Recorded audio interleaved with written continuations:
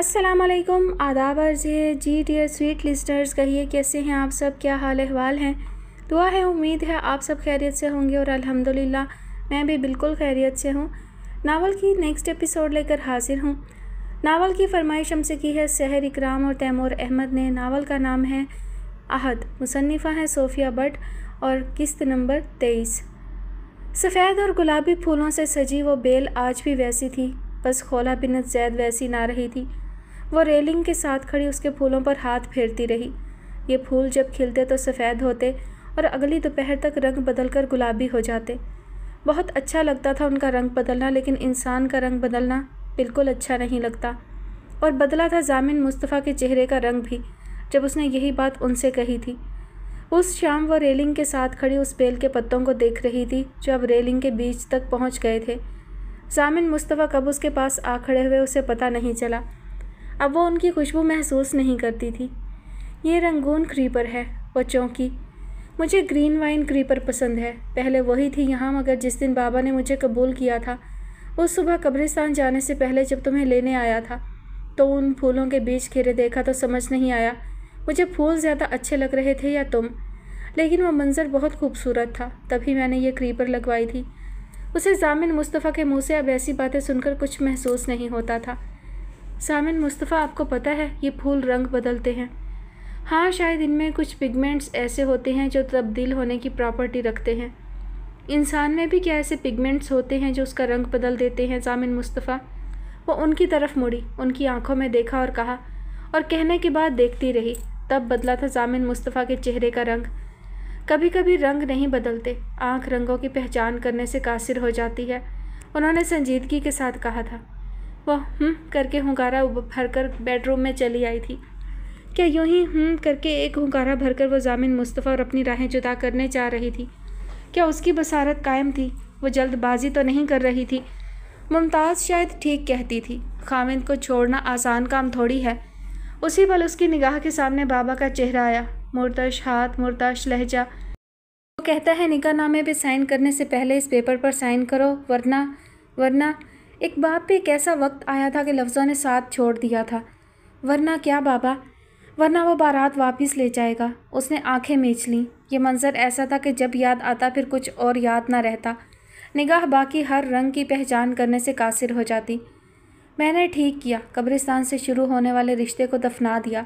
उसने खुद कलामी करते हुए खुद को तसल्ली दी। वो मुमताज़ थोड़ी थी, वो खौला बिनत ज़ैद थी।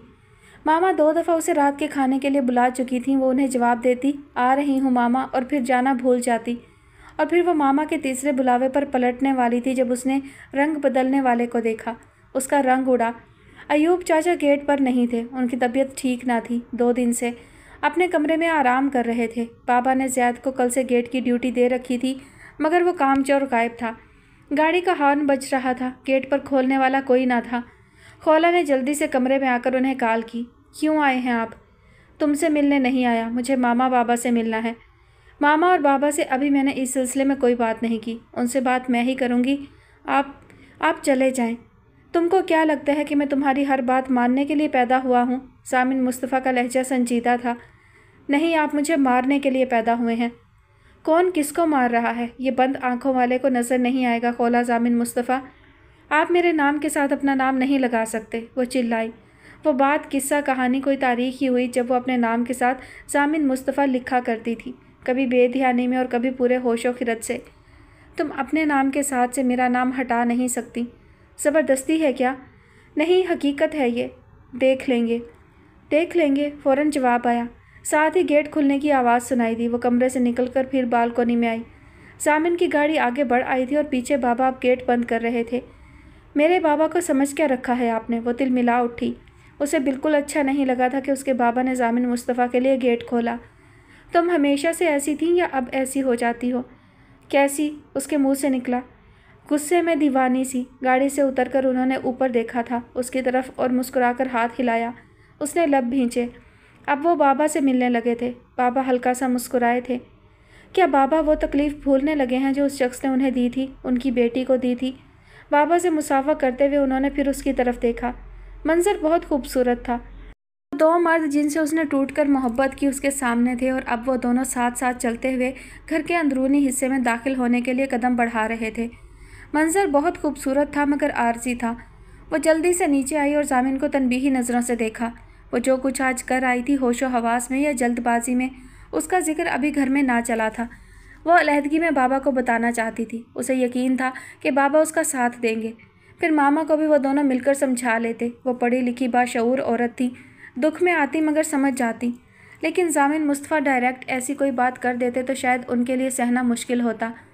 मामा हमेशा की तरह दामाद को ख़ास तवज्जो देती हुई उन दोनों बाप बेटी को भूली हुई थी। हैरत की बात यह ना थी बल्कि ये थी कि बाबा का जामिन मुस्तफ़ा के साथ जो सर्द रवैया होता था उसमें आज कमी सी थी। बाबा, मैं आपसे कुछ बात करना चाहता हूँ। खाने के बाद मामा चाय बनाने के लिए उठी तो जामिन बाबा से मुखातिब हुए। उनके संजीदा लहजे पर बाबा ने चौंक कर उन्हें देखा और फिर खोला को। खोला, हमारी चाय स्टडी में भिजवा देना, जामिन ने कुर्सी से उठते हुए कहा। वो मुट्ठियाँ भींचते हुए अपने कमरे में चली आई। जामिन मुस्तफ़ा की नौकर थी क्या वो? कमरे में आकर इधर से उधर चक्कर काटने लगी। फिर कभी बैठ जाती, कभी खड़ी हो जाती और कभी वही चक्कर काटना शुरू। भला जामिन मुस्तफ़ा क्या बात करेंगे बाबा से और किस अंदाज में करेंगे, और बाबा क्या रिएक्ट करेंगे? मुझे बाबा को पहले एतमाद में लेना चाहिए था। वो इन्हीं सोचों में गलता हम कलामी करते स्टडी तक आई मगर वापस मुड़ गई। रात के माथे पर सजा गोल झूमर बताता था कि रात चांदनी है, मगर जामिन मुस्तफ़ा को लगता था कि चांद अमावस की है। एक और सिगरेट सुलगाते हुए उन्होंने उस सितमगर से हाले मन कहने की कोशिश की जो मोबाइल बंद करके बैठी थी। इस दफ़ा भी the number you have dialled सुनकर मोबाइल कान से हटा लिया। वो होंठ भींचते हुए इस्तराब में टांग हिलाने लगे। दो औरतों की मोहब्बत में डूबा ये शख्स अपनी ज़िंदगी की मुश्किल तरीन तीसरी रात गुजार रहा था। सरकटा मर्द, खून के फवारे और 9 साल का वो बच्चा जो खौफ और दहशत से थर थर काँप रहा था। मैं कहाँ जाऊँगी इस वक्त अपने बच्चे को लेकर? एक औरत हाथ जोड़े गिड़गिड़ा रही थी, रहम की भीख मांग रही थी। बच्चे ने देखा, वो तो उसकी माँ थी। उसने कभी माँ को इस आलम में देखा जना था, इसलिए पहचानने में कुछ लम्हे लगे। किसी कमरे से मुसलसल दरवाज़ा धड़धड़ाया जा रहा था। बाप के बिस्तर पे मुर्दा पड़ा मर्द, माँ की इल्तिजाएं, बाप की बेरहमी, दूर कमरे से आवाज़ें। 9 साला बच्चे को कुछ समझ न आती थी कि हो क्या रहा है। दहशत सी दहशत तारी थी उस पर। ज़मीन पे खुदा बने मर्द ने औरत की कोई फरियाद ना सुनी और बच्चे समेत धकेल कर अंधेरी रात के हवाले करते हुए हर दरवाज़ा उस पर बंद कर दिया। वो एक एक दरवाज़ा, एक एक खिड़की बजाती रही। वो जाने को तैयार ना थी। मर्द बाहर निकला और चिल्लाकर 3 अल्फाज अदा किए। उन 3 लफ्ज़ों ने उस औरत को चुप लगा दी, ऐसी चुप कि जब तक जिंदा रही मुर्दा ही लगती रही। उसके बाद उसने कोई फरियाद ना की, कोई इल्तजा ना की और बच्चे का हाथ थाम कर चल दी। उसे कहाँ जाना था, किस रास्ते पे चलना था, उसे इस बात का होश ना था। वो बेजान सी चलती रही, चलती रही। उस रात कई आंखों ने एक ऐसी औरत को मुफलिसों की तरह गौर से बाहर जाती सड़क पर भटकते देखा जिसका चेहरा, जिसकी चाल उसके आला हसब नसब पे मोहर थे। वो चलती रही, यहाँ तक कि बच्चे की ताकत जवाब देने लगी। पहली बार उसने बच्चे की सूरत देखी और जैसे होश में आई, उसे सीने से लगाकर रो दी। खौफ और दहशत से कांपता बच्चा भी रो दिया। माँ ने उसके आंसू साफ़ किए और फिर अपने, और उसे लिए सड़क के किनारे पर बैठ गई। वो उस वक्त इस काबिल ना थी कि कुछ सोच सकती। एक गाड़ी उनके करीब रुकी। उसमें से एक मर्द बाहर आया और उनको मंजिल तक पहुंचाने की पेशकश की। औरत अपनी हर मंजिल खो चुकी थी, वरना यूँ दरबदर होती भला। वो खाली आंखों से मर्द को देखती रही। देखें, इस वक्त यहाँ आपका इस तरह बैठना मुनासिब नहीं। खुदा न खास्ता किसी भी तरह का मिसहैप हो सकता है। मर्द के लफ्ज़ों में हमदर्दी थी मगर आंखों में नहीं। वो 9 साल का बच्चा भी समझ रहा था। वो माँ का बाजू मजबूती से पकड़कर बैठ गया। दूर कहीं से जर्स सुनाई दी। मर्द को जब लगा कि औरत नहीं उठेगी तो बच्चे की तरफ मतवज्जा होकर उसे पुचकारा, आओ बेटा, तुम और तुम्हारी अम्मी मेरी गाड़ी में बैठ जाओ। बच्चा खौफजदा होकर माँ से लिपट गया। माँ ने उसे अपनी बाहों में भरते हुए मर्द को सख्ती से वहाँ से चले जाने को कहा। मर्द ने शाइस्तगी का चोला उतारकर कुछ ऐसे अल्फाज कहे कि औरत ने पास पड़ा पत्थर उसे दे मारा था। पहले तो अचानक हमले पर मर्द बौखलाया, फिर माथे पर चोट का एहसास होते ही वो अपने आपे से बाहर हुआ। उसने औरत को गाली दी थी। 9 साल का बच्चा ये सह ना पाया और उसने एक और पत्थर उठाकर उसे दे मारा। मर्द उसे गाली देते हुए उसकी तरफ तेज़ी से बढ़ा जब बच्चा चाचा कहता हुआ सामने से आने वाली बैलगाड़ी की तरफ भागा। माँ उसके पीछे भागी और मर्द ने मुड़कर देखा। बैलगाड़ी पर 2 मर्द थे। एक के हाथ में कुल्हाड़ी नज़र आ रही थी जिसका फल अंधेरे में चमकता था। वो मर्द छलांग लगाकर बैलगाड़ी से उतरा और मर्द की तरफ बढ़ा। माथे पर पत्थर पड़ा है, सांस ले रहे हो, गर्दन पर कुल्हाड़ी पड़ी तो। देहाती लहजे में बोलते हुए उसने जुमला अधूरा छोड़कर कुल्हाड़ी के दस्ते पर हाथ फेरा। तन्हा औरत और एक कमज़ोर बच्चे के सामने मर्दानगी दिखाना आसान था। 2 हट्टे कट्टे मर्द देखकर उसने दुम दबाकर भागने में आफियत जानी। कुल्हाड़ी वाला मर्द वापस बैलगाड़ी की तरफ आया। बैलगाड़ी वाला सीने पर हाथ रखे झुका हुआ एहतराम से औरत से कह रहा था, अति आप बैठो गाड़ी में, जिधर जाना हम छोड़ के आएंगे। औरत नहीं जानती थी कि उसने किधर जाना है, फिर भी वो बच्चे को लेकर बैलगाड़ी में चढ़ गई। कम से कम वो यहाँ खुद को और बच्चे को महफूज पाती थी। बच्चा चाचा से बहुत बातें किया करता था। जब वो मवेशियों के लिए अपनी बैलगाड़ी पर चारा डालकर लाता था तो बच्चे की ख्वाहिश पर उसे बैलगाड़ी पर झूला भी देता था, मगर एहतियात करता था कि मालिकों में से कोई देख ना ले, वरना इस जुर्म की पादाश में बड़ी सज़ा भुगतेगा। बच्चा चाचा से बहुत बातें किया करता था, मगर आज वो बिल्कुल चुप था। हाँ, अब खौफ कुछ कम होने लगा था। उस रात कई आंखों ने उस औरत को एक कमदार की बैलगाड़ी में बैठकर नज़रें झुकाकर अपने आंसू साफ करते हुए उस गांव से निकलते देखा, जिस गांव में जब वो आई थी तो बड़ी शान से आई थी, जिसके होंठों से मुस्कुराहट जुदा ना होती थी, आंखों से चमक खफा ना होती थी। अदी किधर जाओगी? रुस्तम ने गांव से निकलकर बुझी हुई सी आवाज़ में पूछा था। उस वक्त तक औरत कुछ सोचने समझने के काबिल हो गई थी। उसने एक पता बताया था। रात के आखिरी पहर एक आलीशान घर के सामने एक बैलगाड़ी आकर रुकी थी। गेट खुलने तक औरत ने एहसान का ज़रा सा बदला अदा करना चाहा। उसने अपने कानों से झुमकियाँ उतारकर रुस्तम की तरफ बढ़ाई, जिसे उसने लेने से इनकार कर दिया। औरत ने कुल्हाड़ी वाले को वो बालियाँ देनी चाहीं, उसने भी इनकार कर दिया। गेट खुल चुका था। कबल इसके कि एक बैलगाड़ी वाले को रात के इस वक्त घंटी बजाने पर सबक सिखाया जाता, हवा का झोंका आया और औरत के चेहरे से चादर सरकी। औरत के चेहरे पर ऐसा रौब और अंदाज में ऐसी तमकनत थी कि गार्ड जमाई लेते लेते सीधा हुआ। मुझे तुम्हारी मालकन से मिलना है। औरत बच्चे का हाथ थामकर आगे आई। आपका नाम? निर्मल ज़हरा। दरवाज़ा खोलने वाले की नींद से भरी आंखें पूरी की पूरी खुल गईं। आपको लगता है कि आप सही जगह आई हैं? ओए, हमारी मालकन को अंदर बिठाओ, सवाल जवाब जो करने हैं हमसे करो। कुल्हाड़ी वाला अपनी मूँछों को ताव देता हुआ आगे बढ़ा तो ऊंचे आलीशान मकान का मुलाजिम जल्दी से अंदर गायब हुआ। 10 मिनट बाद वो आया और औरत को अंदर आने को कहा। वो बच्चे को लेकर सीढ़ियाँ चढ़ी। आखिरी सीढ़ी पर खड़े होकर उसने मुड़कर दोनों मर्दों की तरफ देखा। रुस्तम चाचा ने अपनी भीगी आंखें साफ करते हुए जल्दी से आगे बढ़कर बच्चे के सर पर हाथ रखा और फिर हाथ बांधकर पीछे हुआ। औरत बच्चे को लिए अंदर चली आई। सुर्ख ईंटों से बने उस घर में बच्चा पहली बार आया था, इसलिए सर उठाकर हर शय को देख रहा था। यहाँ कुछ चीज़ें थीं जो उसकी दिलचस्पी का बाइस बन रही थी। उसे सरकटा मर्द उस वक्त भूल गया था। गार्ड बाहर ही रुक गया था। वो एक दूसरे मुलाजिम के हमरा एक बड़े से कमरे में दाखिल हुए, जिसकी सजावट बताती थी कि वो ड्राइंग रूम है। निर्मल, एक औरत तेज़ी से उनकी तरफ बढ़ी। मुझे तुम्हारी मदद चाहिए। बच्चे की माँ ने उस औरत के सामने हाथ जोड़े, जिसकी कलाइयों में सोने के भारी कंगन थे। खाने की मेज़ पर इश्तहा मेज़ खुशबुएँ फैली थीं। चम्मच और कांटों की आवाज़ थी। मामा और ताई की ख़ानदान में होने वाली किसी शादी को लेकर गुफ्तगू चल रही थी। ताया और उनका बेटा रग़बत से खाने में मसरूफ़ थे। बाबा भी बज़ाहिर तो खा ही रहे थे जब मामा की उस पर नज़र पड़ी। खोला, तुम क्यों नहीं खा रही? वो चौंकी और अपनी प्लेट की तरफ मतवज्जा हुई। एक नवाला मुंह में डाला और दूसरा डालना भूल गई। बाबा ने कड़ी चावलों पर डालते हुए उसकी तरफ एक निगाह की और फिर खाना खाने लगे। सामिन इस्लामाबाद ना गया होता तो उसे भी बुला लेते। उसे बहुत पसंद है मेरे हाथ के कड़ी चावल। मामा जिस अंदाज में दामाद का जिक्र किया करती थी, सुनने वाला उन्हें रश्क भरी निगाह से देखने पर मजबूर हो जाता। उन्हें जामिन मुस्तफ़ा पे इतना फ़ख्र महसूस होता था कि वो अभी तक उनका मान तोड़ ना पाई थी। वो उन्हें बताने की हिम्मत ना कर पाई थी कि वो क्या कर आई है और क्या करने जा रही है। अपनी माँ को यह खबर तुम खुद दोगी। कल रात बाबा ने साफ अल्फाज में ये जिम्मेदारी उस पर डाल दी थी। बाबा प्लीज़। खोला, उन्होंने हाथ उठाकर उसको मज़ीद बोलने से रोका था। मैं हर फैसले में तुम्हारे साथ हूँ, मगर इन फैसलों का रद्द अमल तुम खुद फेस करोगी। उनका लहजा दो टोक था। मैं उन्हें खुद कैसे बताऊँगी? वो रुहासी हुई थी। जैसे खुद ये फ़ैसला ले लिया। आप खफा हैं ना कि मैंने क्यों आपको एतमाद में नहीं लिया? पहले आपको क्यों नहीं बताया? बाबा, इस दफ़ा मैं अपना फ़ैसला खुद करना चाहती थी। फ़ैसले का बोझ आप पर नहीं डालना चाहती थी। मुझ पर और बोझ भी मत डालो। वो कमज़ोर दिल की मालिक है और मुझे अजीज़ है। किसी ड्रामे में कोई मर जाए या किसी को तलाक हो जाए तो हफ्ता हफ्ता गमज़दा रहती है। वो फ़ोन पे बहनों नंदों के साथ अफसोस का सिलसिला चलता है। तुम समझ सकती हो कि वो इस खबर को किस तरह लेगी। प्रोफेसर ज़ैद अब्सार एक बहादुर इंसान थे। बड़ी से बड़ी बुरी से बुरी खबर सुन सकते थे, मगर कमज़ोर इतने थे कि मुतासरीन को सुना नहीं सकते थे। ठीक है बाबा, मैं मौका और वक्त देख कर बात करती हूँ, अभी कुछ दिन है। 18 दिन बाद अब्दुल हादी के केस की हियरिंग थी। वैसे तो शुरू में मीडिया ने उस केस में जितनी दिलचस्पी दिखाई थी अब काफ़ी कम हो गई थी। कोई 1-2 रिपोर्टर्स ही आए होते थे। उसने एडवोकेट मोअज़्ज़म नदीम को कह दिया कि प्रिंट और इलेक्ट्रॉनिक मीडिया के कान में सरगोशी कर दे कि इस समाअत में इस केस की साबका वकील सफ़ाई एक गवाह के तौर पर पेश होंगी।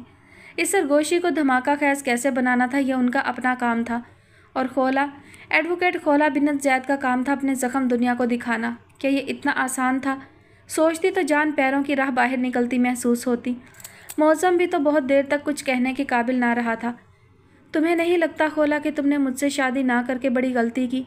वो उन कई बंदों में से एक था जो एडवोकेट खोला बिन्नत ज़ैद के साथ की ख्वाहिश रखते थे। नहीं, मुझे ऐसा बिल्कुल नहीं लगता, उसने साफ गोई के साथ जवाब दिया था। तुम एक अच्छे साथी वकील हो, मगर मुझे कभी नहीं लगा कि अच्छे लाइफ पार्टनर भी बन सकते हो। जिसको अच्छा समझकर लाइफ पार्टनर बनाया, उसका क्या? मैंने तुम्हें सारी बात ताने मारने के लिए नहीं बताई मौज़म, और मेरा डिवोर्स केस ज़ैनब देखेगी, इसलिए मज़ीद इस पर बात भी नहीं प्लीज़। उसने अब्दुल हादी की फ़ाइल सामने खिसकाते हुए कहा था और उस केस को डिस्कस करने लगी थी। खोला खाना क्यों नहीं खा रही ठीक तरह से? मामा ने फिर उसे टोका तो वह चौंकी और फिर यूं ही प्लेट में चम्मच घुमाने लगी। सामिन भाई को मिस कर रही हैं? तायाजाद शरारत से बोला तो ताई ने घूरा। आजकल तो बच्चों में अदब लिहाज तमीज़ नाम की कोई चीज़ ना रही थी। चलो उनका तो नहीं, बाप और चचा का तो लिहाज कर ले। मामा सोने जा रही हूँ, मेरे सर में दर्द है। उसने प्लेट परे खिसकाई। पैनाडोल ले लेना, मामा ने परेशानी से देखते हुए कहा। कल रात भी उसके सर में दर्द था। वो सर हिलाकर चली गई। बाबा की निगाहों ने उसका पीछा किया। घर में रौनक लगी हुई थी। बड़े अरसे बाद अम्मी, अब्बू, बड़े भाई, भाभी और उनके बच्चे आए थे। मुर्तज़ा खुश था और गपशप में लगा हुआ था, जबकि फ़ायका लाताल्लुक़ से एक तरफ बैठी थी। यूँ लगता था वो यहाँ होकर भी यहाँ नहीं। सास और जेठानी को उसका रवैया खटकता था। उनको लगता था कि वो उनकी आमद पर खुश नहीं होती। खाना कब तक तैयार होगा? तुम्हारे अब्बू ने दवा लेनी है फिर? अम्मी ने घड़ियाल पर नज़र डालते हुए पूछा। जी अम्मी, बस रेडी है। फ़ायका, उसने अम्मी को जवाब देकर बीवी की तरफ देखा, लेकिन वो तो जैसे किसी और ही जहाँ में पहुँची हुई थी। वो खड़ा हुआ और एक दफ़ा फिर उसे पुकारा। वो चौंकी और फिर उसे देखती गई। मेरा ख्याल है अरवी तैयार हो गई होगी, चलो खाना लगाते हैं। वो खामोशी के साथ उठकर उसके साथ चल दी। अम्मी रिवायती सास ना थी, मगर उन्हें बुरा लगा। इतने अरसे बाद आए थे वो सब, और बहू को खुद कहना पड़ रहा था कि अब खाना लगा भी दो। खाने की मेज़ पर पहुंचकर उन्हें और बुरा लगा।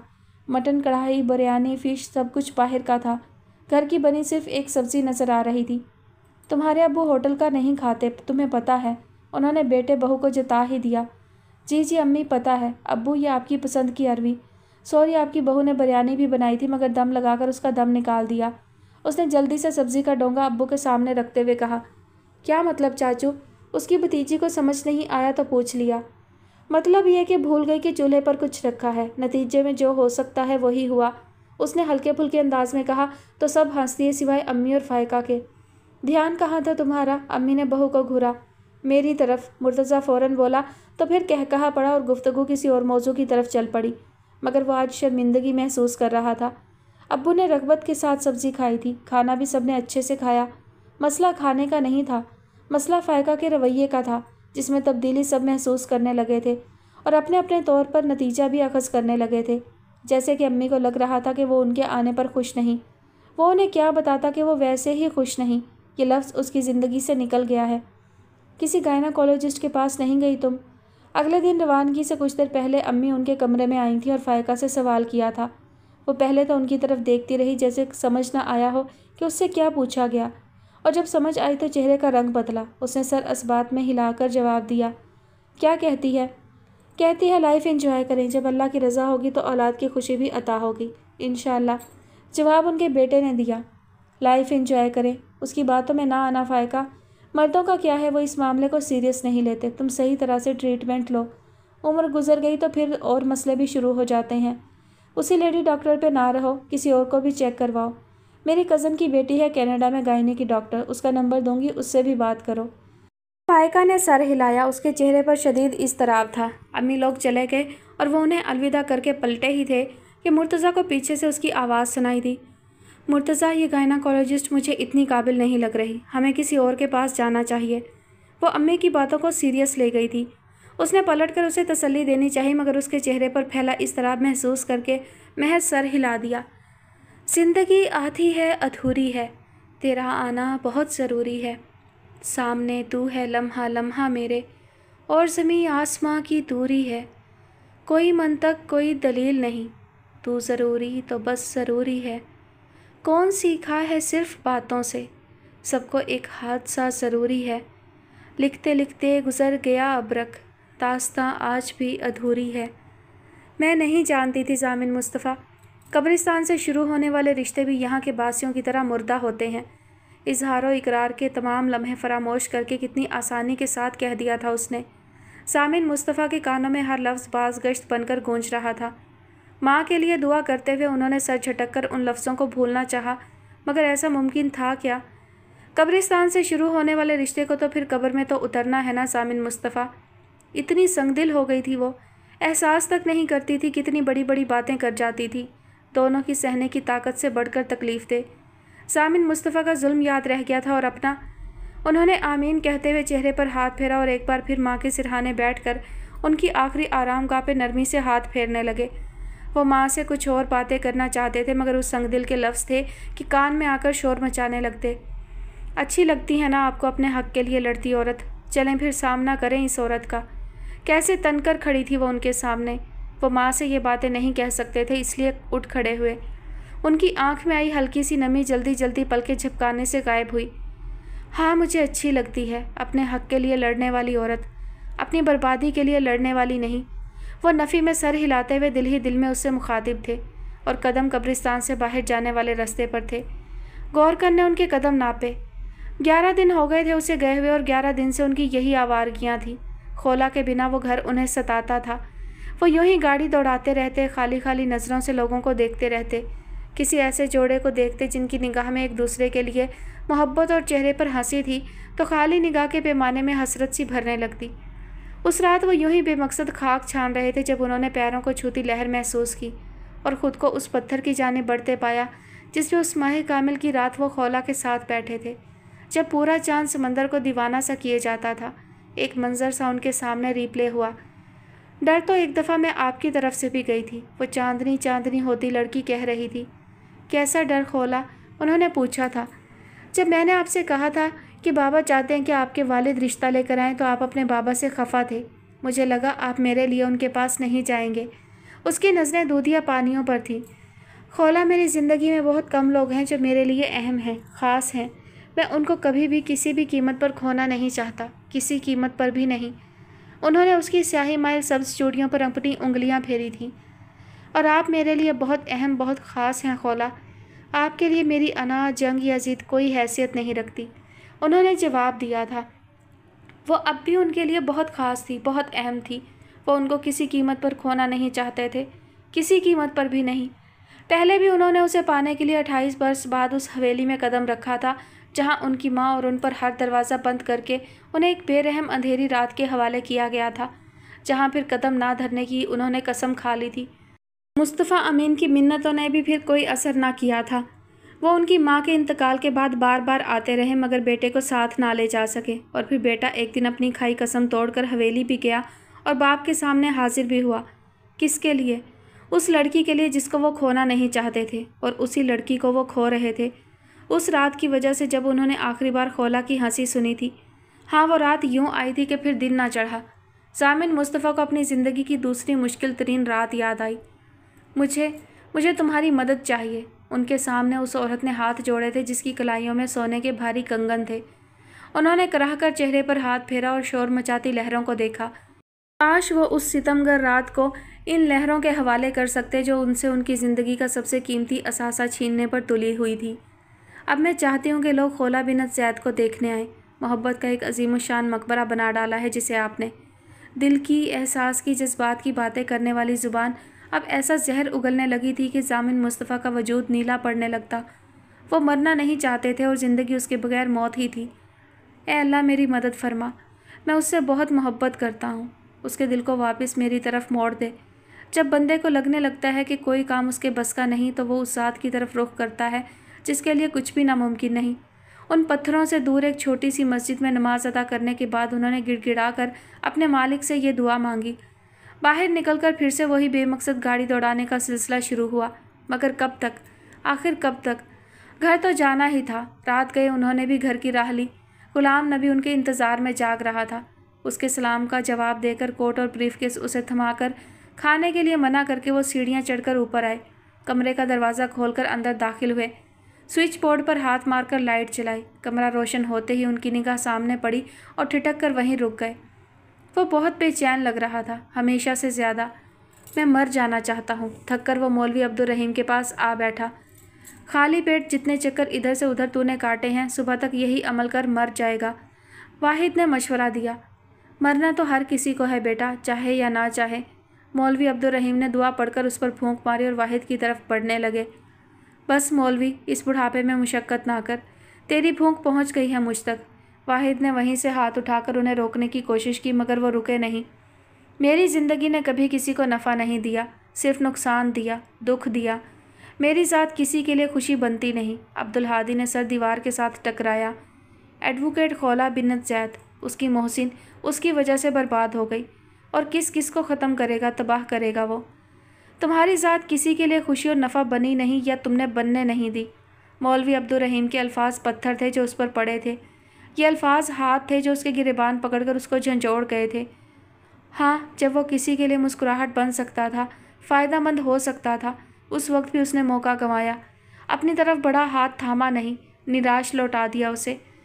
इतना बदनसीब कोई नहीं होता बेटा कि उसे कभी कोई मौका ही ना मिला हो। मनफी सोच ये मौके ज़ाया कर देती है। किसी को नफ़ा खुशी देने के लिए बड़े मौका की तलाश नहीं करते। छोटे से अमल से आप किसी के लिए मुस्कान बन सकते हैं, उम्मीद बन सकते हैं, दुआ बन सकते हैं। मसलन, वाहिद ने डकार लेते हुए पूछा, अपना हुनर किसी और को सिखा दो। बीमार की दवा कर दो। दवा नहीं कर सकते तो दुआ कर दो। भूखे को खाना खिला दो।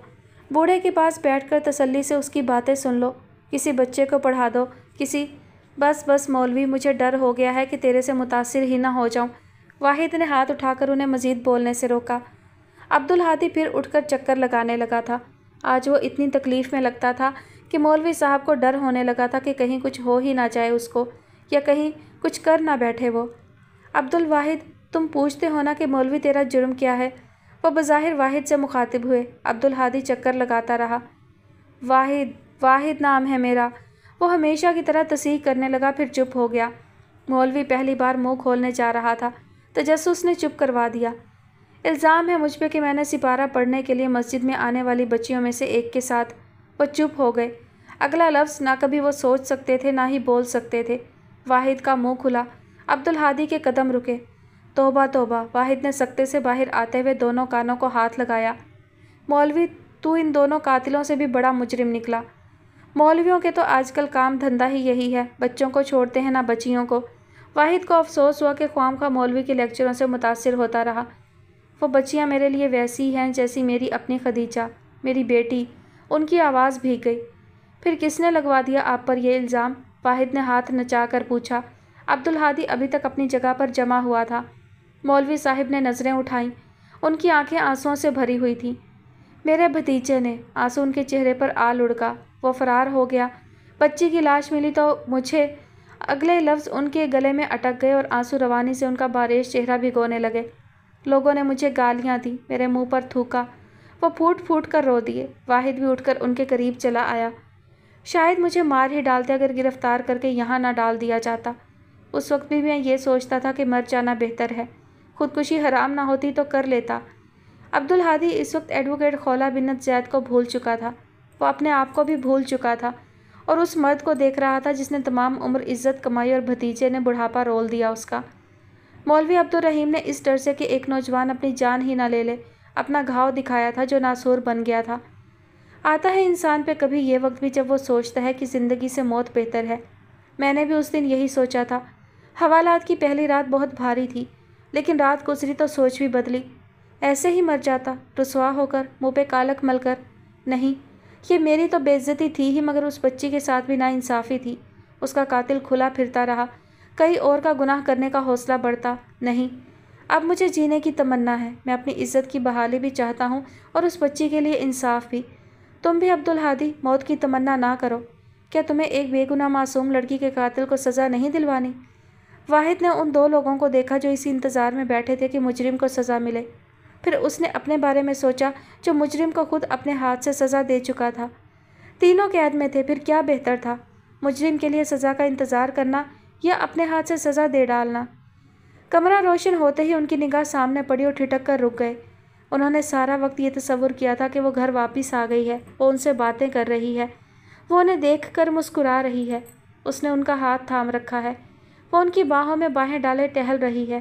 انہوں نے بہت کچھ تصور کیا تھا جو حقیقت کی آنکھ کھلنے پر انہیں کوئی معجزہ ہی لگتا۔ انہوں نے اللہ سے معجزوں کی دعا بھی مانگی تھی، مگر وہ آج جب گھر لوٹیں گے، اپنے کمرے میں داخل ہوں گے تو وہ سامنے ہی ہوگی۔ یہ معجزہ تو ان کے گمان میں بھی نہ تھا۔ ساری تھکن جاتی رہی، ہونٹوں پر مسکراہٹ آتی رہی۔ وہ بیڈ پر دائیں کروٹ لیٹی تھی، بازو سے چہرہ ڈھانپ رکھا تھا۔ ضامن مصطفیٰ کے بیڈ پر آنے کے بعد اس نے کروٹ تبدیل کر لینی تھی۔ وہ بیڈ کے قریب آئے اور آہستہ آواز میں سلام کیا۔ جواب نہ آیا۔ وہ سو نہیں رہی تھی، سوئی بن رہی تھی۔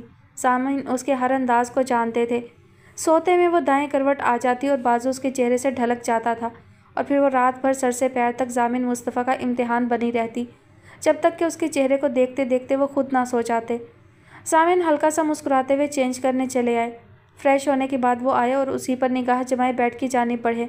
وہ بائیں کروٹ لے چکی تھی، یعنی کہ ضامن مصطفیٰ کا چہرہ نہیں دیکھنا چاہتی تھی۔ وہ آج مسمحل نہیں ہوئے بلکہ مسکرا دیے۔ انہیں یقین تھا کہ اگر آج اس وقت وہ ان کے کمرے میں موجود تھی تو جلد ہی وہ وقت بھی آئے گا جب ان کا چہرہ اس کے لیے پھر سے دعا بن جائے گا۔ اتنے دن کی مایوسی غائب ہو گئی تھی، ساری کلفت ہوا ہو گئی تھی، مستقبل خوش آئند سا لگنے لگا تھا۔ بیڈ پر نیم دراز ہو کر عادتاً انہوں نے سگریٹ نکالا، صحن کے پردے پہ پچھلا کوئی منظر جھلملایا۔ آپ تو کہتے تھے کہ شادی کے بعد سگریٹ پینا چھوڑ دیں گے، ایک دفعہ سگریٹ کے دھوئیں سے چڑھ کر اس نے کہا تھا۔ میں نے کب کہا تھا؟ میں بھی کس سے بات کر رہی ہوں جس کا ہر لفظ جھوٹا تھا۔ اس نے تل ملاتے ہوئے سر تک چادر اوڑھ لی تھی۔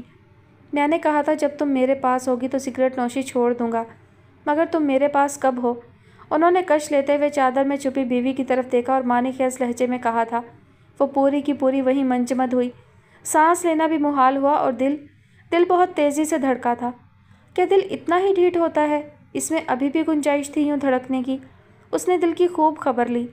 اسے ڈر یہ بھی ہوا کہ کہیں چادر سے باہر تک اس شخص کے کانوں تک اس کی دھڑکن سنائی نہ دے گئی ہو۔ ضامن کچھ دیر تک سر سے پیر تک چادر میں چھپی بیوی کو دیکھتے رہے، پھر سگریٹ ایش ٹرے میں مسل کر اس کے قریب آئے اور چادر اس کے چہرے سے ہٹا دی۔ وہ شاید اس جسارت کی امید نہ کر رہی تھی، اس لیے بھونچکی رہ گئی۔ تم میرے پاس نہیں، میں تو تمہارے پاس ہونا، وہ اس کے اوپر جھکے کہہ رہے تھے۔ خولا کو اپنے منجمد وجود کو حرکت دینے میں خاصی دقت ہوئی۔ آپ کو سگریٹ اور نوشی ہی سوٹ کرتی ہے، وہ بمشکل کہہ پائی اور چادر پھر سے کھینچ کر سر تک تان لی تھی۔ ضامن اس کا اشارہ سمجھ کر ہنس کر پرے ہو گئے تھے۔ انہوں نے حال میں لوٹتے ہوئے سگریٹ واپس رکھ دی اور وہ ان کے قریب ہی تو تھی، وہ ہر لمحہ ان کے قریب تھی۔ 11 دنوں سے لے کر آج کچھ دیر پہلے تک کیا کوئی پل بھی ایسا تھا جب انہوں نے اسے اپنے پاس نہ پایا ہو؟ اس نے ضامن مصطفیٰ کو ضامن مصطفیٰ نہ رہنے دیا تھا، بس اپنا دیوانہ بنا دیا تھا۔ اگلی صدیوں میں قصے کہانیوں میں ضامن مصطفیٰ کا ذکر آتا تو لوگ کہتے، کون؟ وہ جو خولا بنت زید کا دیوانہ تھا؟ کسی آواز نے انہیں چونکایا تھا۔ وہ آنے والی صدیوں سے نکل کر حال پہنچے اور اس کی طرف دیکھا۔ اس کے وجود میں ایک لرزش سی تھی، اور وہ آواز جو انہوں نے سنی تھی وہ اس کی سسکی تھی۔ وہ رو رہی تھی۔ وہ اسے چیختے چلاتے دیکھ سکتے تھے، وہ اسے طنز کے تیر چلاتے دیکھ سکتے تھے، وہ اسے روتا نہیں دیکھ سکتے تھے۔ وہ اس کے قریب آئے اور اس کے کندھے پر ہاتھ رکھ کر آہستہ سے اس کا رخ اپنی طرف پھیرا۔ خولا، وہ کندھے پہ رکھا ان کا ہاتھ پرے کر کے اٹھ بیٹھی، اس کا چہرہ آنسوؤں سے تر تھا۔ کیوں رو رہی ہو؟ انہوں نے اس کا ہاتھ تھام کر پریشانی سے پوچھا۔ اس نے کوئی جواب نہ دیا، بس روتی چلی گئی۔ ضامن اس کو دیکھ کر اتنا خوش تھے کہ ابھی تک یہ سوچا نہ تھا کہ وہ جو خلا کا کاغذ ان کے ہاتھ میں تھما آئی تھی، واپس آنے پر کیوں کر راضی ہوئی۔ خولا، ہوا کیا ہے؟ ہوا یہ ہے کہ مجھے پتہ چل گیا ہے کہ عورت سے زیادہ بے گھر کوئی نہیں، نہ باپ کا گھر اس کا، نہ شوہر کا گھر اس کا۔ اس نے تواتر کے ساتھ بہتے آنسو ہتھیلی کے ساتھ صاف کرتے ہوئے کہا۔ وہ خود ترسی کا شکار ہو رہی تھی، اور ایسا پہلی بار ہوا تھا۔ وہ روتی بھی تھی تو اس کا تنتنا نہ جاتا تھا، اور آج اس طرح پسمردہ خود ترسی کا شکار، یہ خولا تو انہوں نے پہلی بار دیکھی تھی اور انہیں اچھی نہ لگی تھی۔ اس میں انہیں اپنی ماں کی شبیہ نظر آئی تھی۔ ایک اور بات جو انہوں نے محسوس کی، سامن کے حوالے سے تو اس کے کئی فرمودات تھے، مگر اپنے بابا کے حوالے سے اس نے ہمیشہ بڑے حق کے ساتھ، بڑے مان کے ساتھ بات کی تھی۔ اس کے بابا اس کا غرور تھے، اور آج اس کا یہ انداز تکلم، باپ کا گھر۔ وہ حیرت میں آئے، کیا بابا نے اسے زبردستی بھیجا ہے؟ اس رات جب وہ بابا سے ملنے گئے تھے تو انہوں نے سامن کو کوئی امید نہ دلائی تھی۔ بڑے دو ٹوک انداز میں کہہ دیا تھا، خولا عاقل ہے، بالغ ہے، اپنی زندگی کے فیصلے خود کر سکتی ہے، میں اسے کسی بات کے لیے مجبور نہیں کروں گا۔ وہ بڑے مایوس وہاں سے لوٹے تھے۔ یہ گھر تمہارا ہے خولا، انہوں نے اس کے آنسو اپنے پوروں پر سمیٹتے ہوئے اسے خود ترسی کے عالم سے نکالنا چاہا۔ اس نے ہنکارا بھرتے ہوئے چہرہ دوسری طرف پھیرا۔ چلو سو جاؤ، صبح بات کرتے ہیں، انہوں نے نرمی سے کہا۔ اس کی ذہنی کیفیت دیکھ کر انہیں لگا کہ اسے پرسکون نیند کی ضرورت ہے۔ وہ بنا کسی تردد کے ان کی بات مان گئی اور لیٹ گئی۔ سامن اس کے بالوں میں انگلیاں پھیرنے لگے۔ اس نے کوئی احتجاج نہیں کیا اور آنکھیں موند لی۔ آنکھوں میں ٹھہرا پانی آنسوؤں کی صورت پلکوں سے ہوتے ہوئے کن پٹی تک گیا اور پھر بالوں میں جذب ہو گیا۔ سامن نے اس کا چہرہ پھر ایک بار صاف کیا اور پھر اس کے بالوں میں انگلیاں پھیرتے رہے، اور خود ان کی اپنی آنکھ کب لگی انہیں پتہ ہی نہ چلا۔ 11 دنوں کی مضطرب راتوں کے بعد نیند جو آئی تو بڑی گہری آئی۔ صبح اس کی آنکھ کھلی تو سامن مصطفیٰ کو اپنے قریب پایا۔ وہ گہری نیند سو رہے تھے اور ان کی انگلیاں اس کے بالوں میں تھیں۔ وہ چہرہ موڑ کر انہیں دیکھنے لگی۔ سویا ہوا یہ شخص کتنا معصوم لگ رہا تھا۔ خیر جاگتے ہوئے بھی وہ دغا باز تو کبھی نہ لگا تھا، مگر کیا کیجیے، حقیقت میں وہ کوئی اور ہی رنگ دکھاتا تھا، بہروپیہ۔ اب کہ انہوں نے پتہ نہیں کیا کہہ کر بابا کو بلیک میل کیا کہ کل بابا کورٹ ہی چلے آئے اور اسے کہا کہ وہ ضامن مصطفیٰ کے پاس واپس لوٹ جائے۔ وہ بہت دیر تک بے یقینی سے ان کا چہرہ دیکھتی رہی تھی۔ بابا، اس کے بابا اسے یہ کہہ رہے تھے، بابا کچھ دن بعد عبدالہادی کے کیس کی سماعت ہے، تو مجھے گواہ کے طور پر پیش ہونا ہے۔ عبدالہادی ایسا نہیں چاہتا۔ کیا آپ ملے اس سے؟ ہاں بابا، آپ اس سے بات کرنا مشکل ہوا۔ کیا بابا نے اسے سب کچھ بتا دیا ہوگا؟ اس نے اپنا سر تھاما اور پھر شکوہ بھری نگاہوں سے بابا کی طرف دیکھا۔ خولا، اپنے شوہر کے گھر لوٹ جاؤ۔ انہوں نے اس کی نظروں کو نظر انداز کیا۔ سامن مصطفیٰ نے آپ کو پھر بلیک میل کیا؟ نہیں، ایک لفظی جواب آیا۔ پھر آپ ایسے کیوں کہہ رہے ہیں؟ آپ تو ہر فیصلے میں میرے ساتھ تھے نا۔ اس کی آنکھوں میں نمی سی آئی۔ خولا، میں یہی بہتر سمجھتا ہوں۔ پچھلے 11 دن سے آپ مجھے کہہ رہے ہیں کہ آپ ہر فیصلے میں میرے ساتھ ہیں، اور آج ایک دم سے آپ کو یاد آ رہا ہے کہ میرے لیے کیا بہتر ہے۔ عقل جب آئے اسے ویلکم کرنا چاہیے۔ بابا مجھے سچ بتائیں، سامن مصطفیٰ آپ کو پھر کسی بات پر بلیک میل کر رہے ہیں نا؟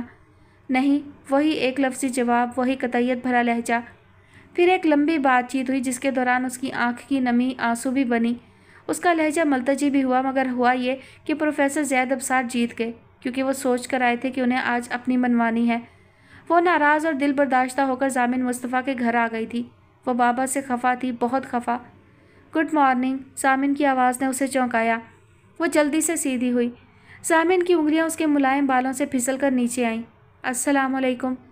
وعلیکم السلام۔ اب تو جواب دینا فرض تھا اور ضامن مصطفیٰ خواہ مخواہ ہنس دیے تھے۔ اس کا چہرہ سرخ پڑا۔ امید ہے کہ ناشتہ بیوی کے ہاتھ کا ملے گا۔ وہ رات روتی رہی تھی اور اس کے پپوٹوں کی سوچن بتاتی تھی کہ یہ کام وہ بہت دیر پہلے سے کر رہی تھی۔ وہ خوشی کے ساتھ واپس نہیں آئی تھی، مگر ضامن مصطفیٰ اس کے ساتھ یوں بات چیت کر رہے تھے جیسے وہ مکلاوے سے آئی ہے اور ان کی فرمائش پر شرما کر ابھی لائی کہتے ہوئے اپنے ہنائی ہاتھوں سے بلدار پراٹھے بنانے کو اٹھ کھڑی ہوگی۔ شرماتے ہوئے نہ صحیح ناشتہ اسی نے بنایا تھا۔ غلام نبی کو اس نے کسی اور کام میں بزی کر دیا۔ وہ غور سے بی بی کا چہرہ دیکھتے ہوئے پیچھے ہٹ گیا۔ غلام نبی کو ادا سائیں کی گھر والی اچھی تو بہت لگتی تھی، مگر وہ جو اس نے سوچ رکھا تھا کہ سائیں کی شادی ہوگی، ان کی کمار آئے گی، زرق برق لباس میں بھاری زیورات پہنے گھر بھر میں گھوما کرے گی، شرمایا کرے گی، کھلکھلایا کرے گی، ایسا کچھ بھی نہ ہوا تھا۔ نئے نویلے جوڑے کو دیکھنا بھی بڑا رومانوی سا لگتا ہے، مگر سچ پوچھو تو غلام نبی کو انہیں دیکھ کر لگتا ہی نہیں تھا کہ وہ کوئی نیا نویلا جوڑا ہے، بلکہ کوئی جوڑا ہے، الگ الگ سے رہتے ہیں، الگ الگ سے آتے جاتے۔ کہنے کو تو ان کی پسند کی شادی ہوئی تھی، مگر وہ سوچتا، کچھ سمجھ نہ آتی تو سر جھٹک دیتا۔ کچھ بھی تھا، اسے ادا سائیں اور ان کی کنوار پسند بہت تھے۔ وہ ان کا وفادار تھا، نمک کا حق ادا کرنا جانتا تھا۔ اس گھر میں اس نے جو کچھ محسوس کیا منہ سے کبھی بھاپ نہ نکالی کہیں۔ گاؤں سے وڈے سائیں کا فون آتا تو سب اچھا ہے، اور مامی کا فون آتا تو سب بہت ہی اچھا ہے کی خبر سناتا۔ وہ خوش تھا کہ سائیں نے مامی کی کسی دھی سے بیاہ نہ کیا تھا۔ وہ اسے اچھی نہ لگتی تھیں، اور سچ پوچھو تو غلام نبی بھی مامی کو بالکل اچھا نہ لگتا تھا۔ 2 ٹکے کا غلام ہو کر اتنے بڑے گھر پہ مالک بنا پھرتا تھا، کتنا کہا تھا انہوں نے ضامن سے کہ وہ اور ان کی بیٹیاں گھر سنبھال لیں گی، مگر انہوں نے اس گھر کا ویزا تو دے دیا تھا مگر اقامہ نہیں۔ ادی کوئی ہیلپ چاہیے تو حکم کریں۔ تھوڑی دیر بعد وہ پھر سے لام کے اوپر زبر کے ساتھ ہیلپ کرنے آ پہنچا۔ کچن کو وہ اس سے زیادہ جانتا تھا، اس لیے وہ سمجھتا تھا کہ اس کا وہاں رہنا ضروری ہے۔ ویسے بھی بقول مامی کے اسے ہر کام میں پیو بننے کا بڑا شوق تھا۔ اچھا ہوا غلام نبی تم آ گئے، پتی تو جار میں ہے نہیں، کہاں رکھی ہے مجھے نظر نہیں آ رہی۔ خولا نے پراٹھا پلٹتے ہوئے کہا، میں ابھی نکال دیتا ہوں۔ اس نے کیبن سے پتی کا پیکٹ نکالا اور جار میں انڈیلتے ہوئے کنکھیوں سے خولا کی طرف دیکھا۔ ایک بات کہوں ادی؟ خولا نے پراٹھا بیلتے ہوئے ہنکارا بھرا۔ خالی گھر پہ لوگوں کی بہت نظریں ہوتی ہیں، مالکن کو اپنی جگہ نہیں چھوڑنی چاہیے۔ وہ ایک عام مالکن ہوتی تو شاید اس جسارت پر برا مانتی، مگر وہ خولا بنت زید تھی، پروفیسر زید ابصار کی بیٹی، ملازم کو ساتھ بٹھا کر کھلانے والے کی بیٹی۔ اسے ہنسی آ گئی تھی۔ مالک تو تھا نہ گھر، مالک پر تو لوگوں کی بھی بہت نظریں ہوتی ہیں۔ غلام نبی کے جواب کے لیے وہ ایک لہجہ کے لیے چپ سی ہوئی۔ اتنی نظریں ہوتی تو اتنی دیر سے گھر کیوں بساتے آپ کے ادا سائیں؟ ان کی قسمت میں آپ تھی ادی، ورنہ کس نے کوشش نہیں کی؟ یہ مامی ہے نا، ان کی بیٹی نوشی تو۔ غلام نبی کو لگا کہ آج ہی موقع ہے بہت کچھ بتانے کا، شاید ادی ڈر جائیں اور آئندہ یوں اپنی جگہ خالی کر کے نہ جایا کریں۔ اسے خبر نہ تھی کہ ادی تو جا چکی تھی، اس کے باپ نے واپس بھیج دیا تھا۔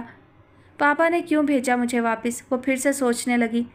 ایسی کیا مجبوری ہوئی کہ انہوں نے اچانک سے یہ فیصلہ لے لیا؟ حالانکہ ان سے زیادہ اس کا ہمدرد اور رفیق کون تھا؟ دونوں نے ساتھ مل کر تکلیف کا ہر پل جھیلا تھا، پھر وہ ایسے بے رحم کیوں کر ہوئے کہ اس کا ہاتھ چھوڑ کر اسے پیچھے دھکیل دیا؟ دور لاؤنج میں فون کی گھنٹی بج رہی تھی، وہ چونک گئی۔ غلام نبی فون اٹھانے کو بھاگا اور اس نے چپکے سے اپنی آنکھ کا کنارہ صاف کیا۔ ضامن مارننگ واک سے لوٹے تو کچن سے آتی اس کی آوازیں سن کر ہلکا سا مسکرائے اور کمرے میں چلے آئے۔ آفس کے لیے تیار ہوتے ہوئے انہوں نے از خود نوٹس کیا کہ وہ مسلسل گنگنا رہے تھے۔ کھانے کی میز پر اسے ناشتہ سرو کرتے دیکھ کر ان کا جی چاہا کہ آج وہ آفس نہ جائیں۔ پراٹھے بلدار تو نہیں تھے مگر چلو پراٹھے تو ہیں، اب یخنی پلاؤ اچھا سا بنائیے گا، ضامن نے نوالا توڑتے ہوئے شرارت سے کہا۔ ٹھیک ہے، خولا نے سنجیدگی سے کہہ کر چائے کا گھونٹ بھرا۔ انہوں نے غور سے اس کی طرف دیکھا۔ کچھ ٹھیک نہیں تھا، انہیں اندازہ تھا، سب ٹھیک ہو جائے گا، انہیں امید تھی۔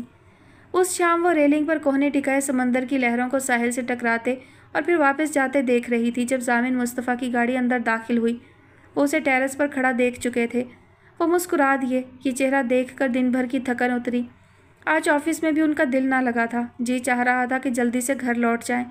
3 بار تو انہوں نے بہانے سے گھر فون کیا تھا، یہ اور بات کے فون اٹھایا ہر بار غلام نبی نے تھا۔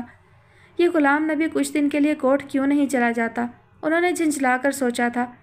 بیڈ روم میں آنے کے بعد وہ سیدھا اسی کی طرف آئے۔ وہ ان کی موجودگی محسوس کرنے کے بعد بھی سمندر کی جانب تکتی رہی اور ضامن اسے دیکھتے رہے۔ اس نے سیاہ و سفید زیبرا پرنٹ کی اونچی قمیض کھلے پائچے والی سفید شلوار کے ساتھ پہن رکھی تھی، گلے میں سفید دوپٹہ تھا۔ وہ گھر میں یوں ہی سادہ سی رہتی تھی اور دل میں اتر جانے والے روپ دکھاتی تھی۔ ضامن کو وہ ہر حلیے میں اتنی دل نشین لگتی کہ نگاہ ہٹانا بڑا ہی مشکل امر لگتا۔ فضا میں جاتی شام کی سرخیاں تھیں مگر اس کے عارض پر وہ سرخیاں اب نہ جھلکتی تھیں جو اس بات کا پیام تھی کہ وہ خوش نہ تھی، مطمئن اور شاد نہ تھی۔ وہ ایسا کیا منتر پھونکے کہ اس کے رخساروں کی لالیاں لوٹ آئیں؟ ساحر نے سوچا اور پھر اس نے جانا کہ اس کی نگاہ میں بڑا جادو ہے۔ ان نگاہوں کے ارتکاز نے اس لڑکی کے چہرے پر اثر دکھانا شروع کر دیا تھا۔ وہ گلابی پڑنے لگی تھی۔ غالباً وہ بھی سمجھتی تھی، وہ مسحور نہ ہونا چاہتی تھی، اس لیے مڑی اور کمرے میں جانے لگی جب ساحر نے اس کا ہاتھ تھام لیا۔ میں خوش ہوں کہ تم لوٹ آئی، چلو زندگی کو نئے سرے سے شروع کرتے ہیں۔ بے خودی کے عالم میں کچھ لمحوں کے لیے وہ اس طلسم کدے میں داخل ہوئی۔ اس کا جی چاہا وہ اس ساحر کے کندھے پر سر رکھ دے اور زندگی یوں ہی بتا دے۔ کچھ پل کا، بس چند پل کا فسوں تھا۔ جلد ہی وہ اس دنیا میں لوٹ آئی جہاں ایک ساحر نہیں، ایک ظالم دیو اس کے سامنے کھڑا تھا، وہ دیو جس نے اس کے باپ کی جان کو اپنے قبضے میں کر لیا تھا۔ اس نے ہاتھ چھڑوایا اور کمرے میں چلی آئی۔ وہ بھی اس کے پیچھے اور کندھے سے تھام کر اپنی طرف کیا۔ کیا بات ہے خولا، تم لوٹ کر بھی نہیں لوٹی ہو، اسے میں کیا سمجھوں؟ وہ چپ رہی، ہونٹ چباتی رہی۔ اس کی قمیض کی دھاریاں کبھی واضح ہونے لگتی، کبھی مندمل۔ خولا، تم اپنی خوشی کے ساتھ واپس نہیں آئی ہو؟ وہ کوئی اور وقت تھا جب میں آپ کے پاس خوشی کے ساتھ آنے کا سوچتی تھی ضامن مصطفیٰ، اب تو زبردستی کے سودے ہی رہ گئے۔ اس کا دھاری دار زیبرا پرنٹ ان کی آنکھوں میں یوں جھلملانے لگا کہ ان کو اپنا سر چکراتا ہوا محسوس ہوا۔ ان کا ہاتھ اس کے کندھے سے ہٹ گیا۔ انہوں نے یہ سب سننے کے لیے تو محبت نہ کی تھی، یہ سب دیکھنے کے لیے تو گھر نہ بسایا تھا۔ ان کا دل ٹوٹتا تھا اور بار بار ٹوٹتا تھا۔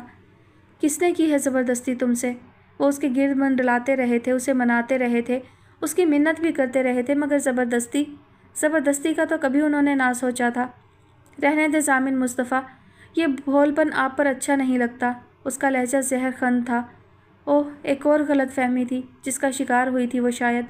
شکر ہے یہ لڑکی وکیل تھی، جج نہیں تھی، ورنہ غلط فہمیوں پہ موت کا فرمان جاری کر کے قلم کی نوک توڑ دیا کرتی۔ تم غلط فہمیوں میں کیوں جینے لگی ہو خولا؟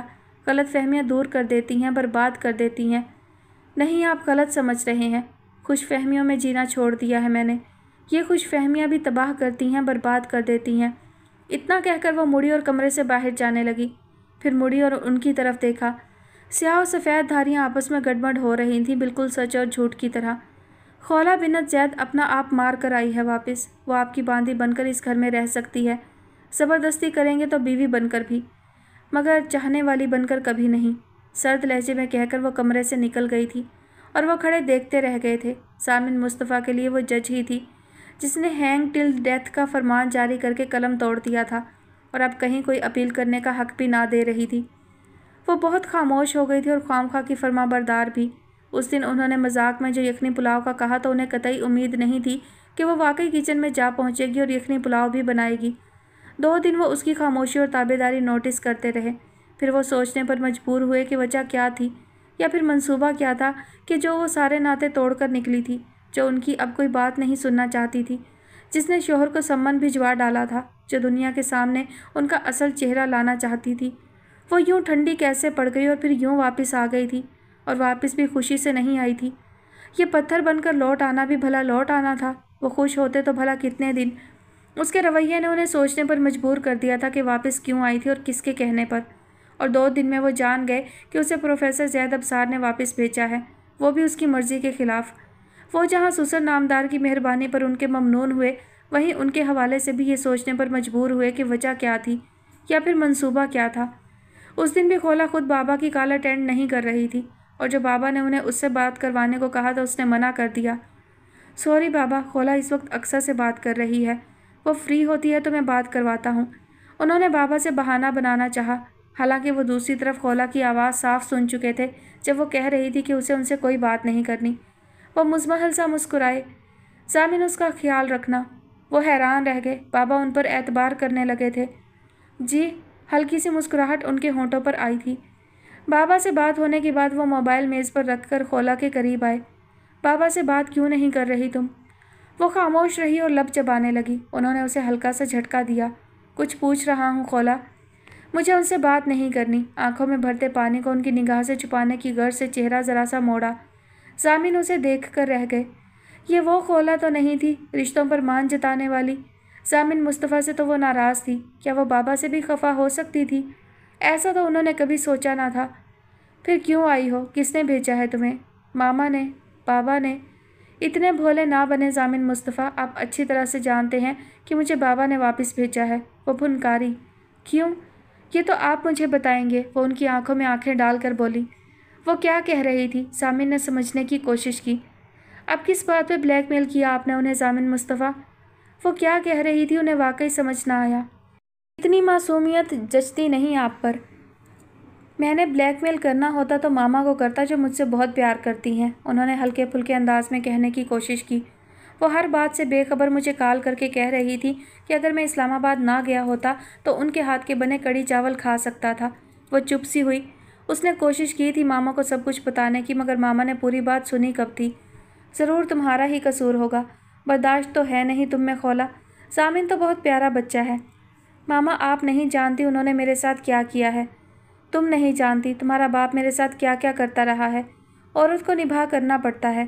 ماما کبھی اس حد تک نہیں سوچ سکتی تھی جس حد تک ضامن مصطفیٰ چلے گئے تھے۔ انہیں لگتا تھا کہ ہوا ہوگا میاں بیوی کے بیچ کوئی عام سا جھگڑا، کچھ گھنٹوں یا کچھ دنوں بعد بھول بھال کر ویسے کے ویسے ہو جائیں گے دونوں۔ ماما آپ نہیں جانتی ضامن مصطفیٰ کو، اگر میں بتانے لگوں تو۔ کچھ مت بتانا، ماما نے ہاتھ اٹھا کر اسے ٹوکا۔ دیکھو خولا بیٹا، میں نے تمہیں شادی سے پہلے بھی سمجھایا تھا کہ کبھی آپس کی بات بڑھا کر تیسرے بندے کے سامنے مت لانا، ورنہ میاں بیوی کا رشتہ بہت خراب ہوتا ہے۔ افسوس تو یہی ہے ماما کہ اس شخص نے ایسا کیا۔ वो बाबा को बीच में लाए। वो मुझे सूली टांग देते मगर बाबा को वो अजियत ना देते। उसने सोचा। बाबा का सफ़ेद लट्ठे जैसा चेहरा, कांपते हाथ और कपकपाते होंठ उसे भूलते कब थे। मामा, मैं जामिन मुस्तफ़ा से खुला ले रही हूँ। वो बोली तो ये बोली और जब मामा का चेहरा देखा तो मज़ीद एक लफ्ज़ भी बोलने के काबिल ना रही। सफ़ेद लट्ठे जैसा चेहरा, कपकपाते होंठ। वो तेज़ी से उनकी तरफ बढ़ी मगर उससे पहले कमरे में दाखिल होते बाबा ने जल्दी से आगे बढ़कर उन्हें थाम लिया था। उसके बाद मामा कुछ नहीं बोली थी, बिल्कुल चुप सी हो गई थी। खोला मुकम्मल बात उनके सामने रख ना पाई और बाबा पे एक नज़र डालकर उनके बेडरूम से बाहर निकल आई। उसे यकीन था कि बाकी बात बाबा संभाल लेंगे, जिस तरह वो हमेशा उसका बोझ उठा लेते थे। और उन्होंने मामा को तो संभाल लिया था मगर इस दफ़ा उसका साथ नहीं दिया था और उसे जामिन मुस्तफ़ा के घर वापस भेज दिया था। वो बाबा से नाखुश थी बहुत, और उसे तकते हुए जामिन सोच रहे थे कि वो ऐसी तो ना थी। कुछ अर्सा कबल उसे कह दिया जाता कि उसके बाबा उसे कत्ल करने का इरादा रखते हैं तो वो हंस देती। इतना ही एतबार था उसे मोहब्बतों पर। और आज वो बदगुमान सी हुई फिरती थी, वजह वो खुद को समझते थे। उन्होंने उसका मोहब्बत पे से, खलूस पे से एतबार उठा दिया था। उन्हें कुछ ऐसा करना था कि वो लड़की फिर से रिश्तों पर एतबार करने लगे, मोहब्बतों पर मान करने लगे। क्या ये अभी खबर कुछ ना थी? खोला हमसे खफा है क्या? सरवत जैद 2 दिन पहले उसके वापस जाने का सुनकर खुश हुई थी। शुक्र है खोला को अकल आ गई, ये सोचा था, मगर आज ये सोचने पर मजबूर थी और प्रोफेसर ज़ैद अबसार के सामने चाय का कप रखते हुए पूछ भी लिया। उन्होंने कप उठाकर चुस्कियाँ लेनी शुरू कर दी। जवाब कोई नहीं दिया। आपने कुछ कहा है क्या उससे? सरवत ने अपना कप उठाकर सोफे पर बैठते हुए उनकी तरफ देखा। जवाब फिर कोई नहीं आया। कोर्ट से चली गई थी, ना घर आई, ना माँ को अल्लाह हाफिज़ कहा, ना फ़ोन पे सही तरह से बात कर रही है। अब वो खुद कलामी के अंदाज में बात करने लगी। मियाँ साहब को तो टीवी पे चलता टॉक शो ज़्यादा पसंद था और बीवी की टॉक पे ध्यान ना था। खोला को बाप की यह हरकतें तो नज़र नहीं आती। इसका बाप कम जुल्म करता है क्या मुझ पे? आपसे बात हुई क्या खोला की? सरवत खुद तरसी का शिकार ज़्यादा देर ना हो सकती थी, इसलिए ज़रा बुलंद आवाज़ करके फिर सवाल जवाब का सेशन शुरू किया। इस दफ़ा कमाल मेहरबानी ये हुई कि प्रोफेसर साहब ने नफ़ी में सर हिला दिया। सामिन से इस बार सर असबात में हिला। ठीक थी खोला, अब कि उन्होंने रिमोट उठाकर बीवी की आवाज़ से बुलंद टीवी की आवाज़ कर दी, जिस पर बेगम ज़ैद खासा बुरा मान गई और दूसरे हाथ में टैब ले लिया। यानी कि अब अगर उनकी बहन ऑनलाइन होती तो 2 घंटे के लिए उनका ध्यान प्रोफेसर साहब की तरफ से हट जाने वाला था, जिस पर उनका अंदरूनी इज़्तिराब किसी हद तक कम हुआ।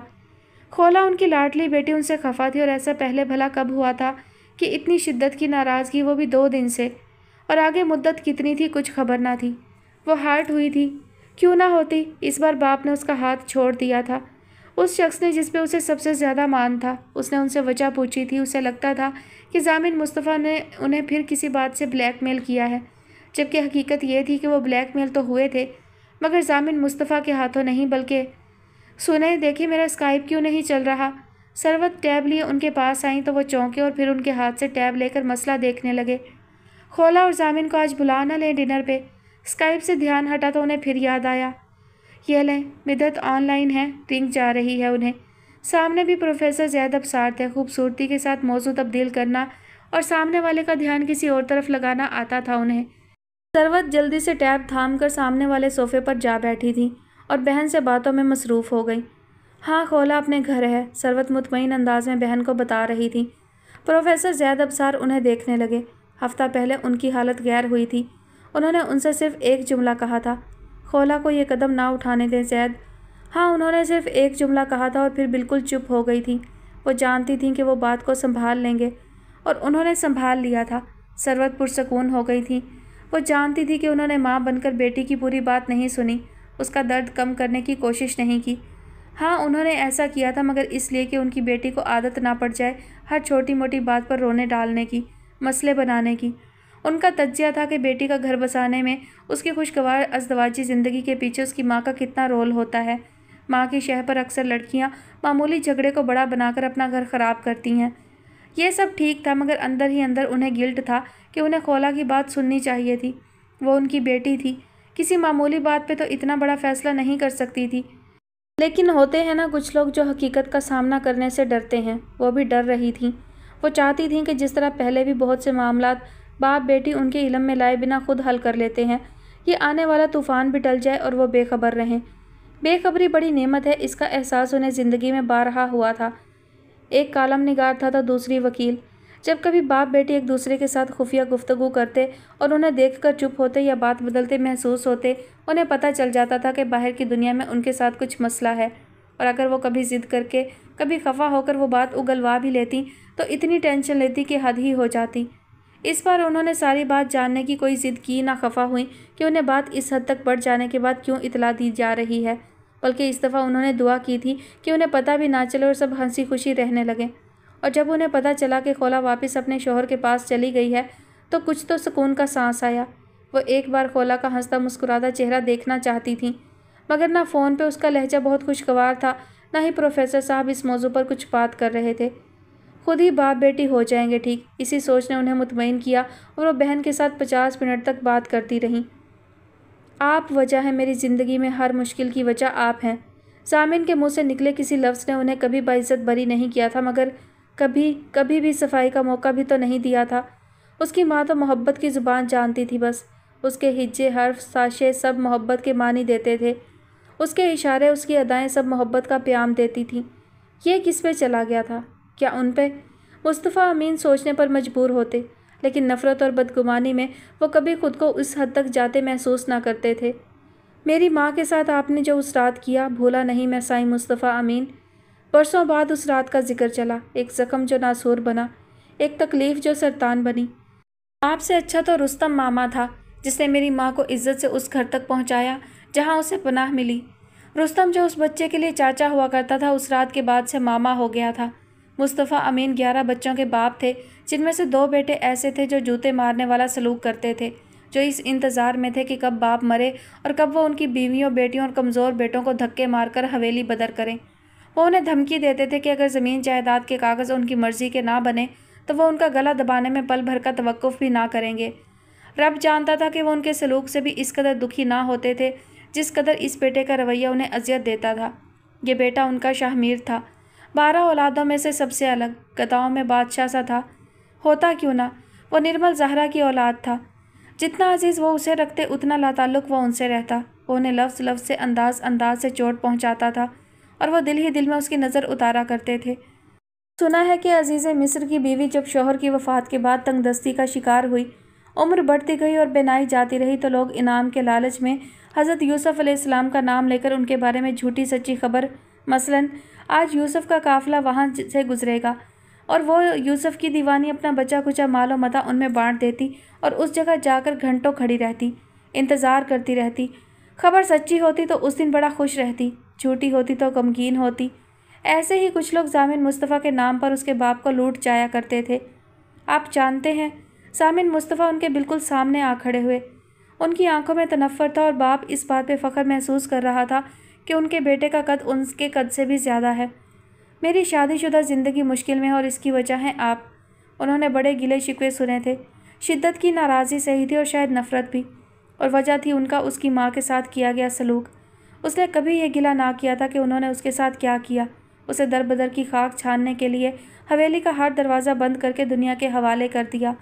اس نے یتیمی جیسے دن کیسے گزارے، اس نے کبھی اپنے حوالے سے کوئی شکوہ نہ کیا تھا، اور آج پہلی بار وہ انہیں بتا رہا تھا کہ اس کی شادی شدہ زندگی مشکل میں ہے، اور اس درد کے تانے بھی جا کر انہی سے ملتے ہیں۔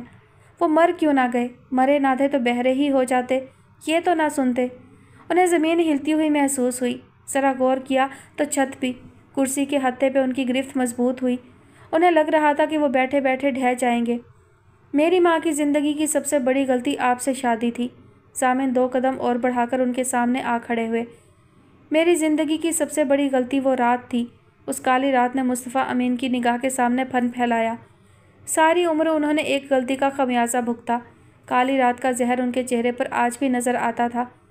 ساری عمر میں نے بھی ایک غلطی کا خمیازہ بھگتا، کالی رات کے اصل ڈسے ہوئے تو وہ تھے، اور اب میں بھگت رہا ہوں۔ بیٹے کے تھکے تھکے سے انداز سے کہنے پر انہوں نے چٹکے سے سر اٹھایا۔ وہ بیٹے کے وجود سے سارا زہر چوسنا چاہتے تھے، اور وہ کالی رات چلی تھی ان کو نرمل زہرا کو برباد کرنے کے بعد اب ان کے بیٹے کو برباد کرنے۔ نہیں، ایسا وہ ہونے نہیں دیں گے۔ ضامن نے باپ کے وجود کو مٹی میں گاڑ دینے والی نظر ان پر ڈالی اور جا کر کھڑکی کے سامنے کھڑے ہو چکے تھے۔ ان کے آدھے نظر آتے چہرے سے جو تھکن، جو اضطراب چھلکتا تھا، وہی باپ کی باقی ماندہ زندگی کی نیندیں حرام کرنے والا تھا۔ سامن مجھے ساری بات بتاؤ بیٹا۔ بہت دیر بعد وہ بولنے کے قابل ہوئے۔ ساری باتیں آپ کو بتا دینے والا رشتہ رہا نہیں آپ سے۔ نفرت نہ تنفر، دھتکار نہ گلہ، دکھ، بس بہت سا دکھ۔ مصطفیٰ امین کو سانس لینا محال ہوا۔